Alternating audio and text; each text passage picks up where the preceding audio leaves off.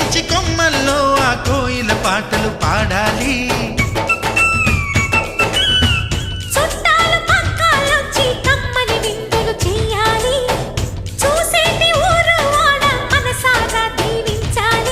నలుగురు కలిసి చేతులు కలిపి మన కలలన్నీ పండించాలి.